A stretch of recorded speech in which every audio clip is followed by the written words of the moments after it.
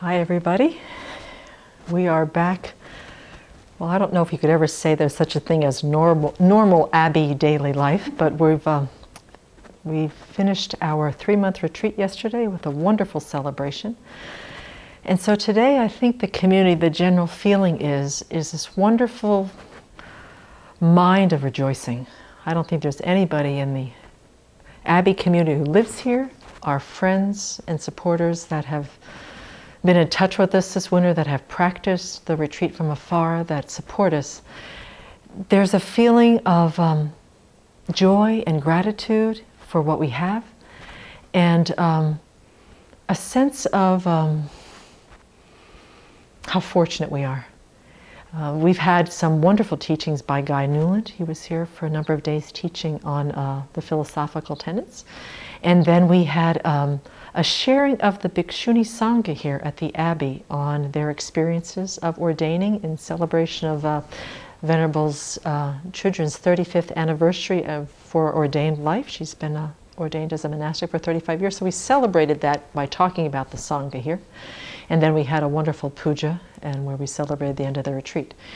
So one of the things that is probably the antidote that takes care of almost all kinds of afflictive minds that complain and whine and see things how hard they are, the mind of discouragement, the mind of frustration, the mind of impatience, is to take the mind of rejoicing and bring it into our lives as many times during the day as you can. And there are things that we can rejoice in that are the kind of the worldly, mundane things, like we have bodies that work, we have minds that work, we have a roof over our heads, we have people who love, support, and care for us, we have jobs, we have the capacity to move freely about. For many of us, that's true, and for some of our Dharma friends, that's not true. And then we can get down into a little bit more of the Dharma perspective, is that we have qualified Mahayana teachers in our lives. We have met the Dharma. And when we think about all the living beings in this world that have absolutely no idea what the Dharma is, they don't have the minds or the capacity to understand it, and they don't have the conducive circumstances to have it available.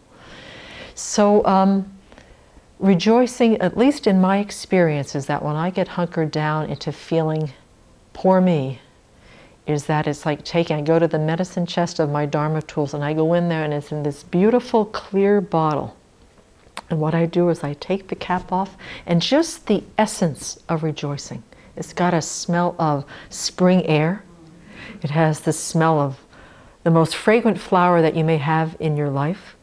And you just take a whiff, just get the essence of what that is. And it really just kind of brightens the mind, it brightens the body, and it really helps us to connect with how very, very precious this life is, and how fortunate we are. I mean, it's a remarkable life to have Dharma in our lives, a remarkable life to have qualified teachers, and to have Dharma friends who are truly friends, who tell us when we're getting off the track, and tell us, help us rejoice in our own good qualities.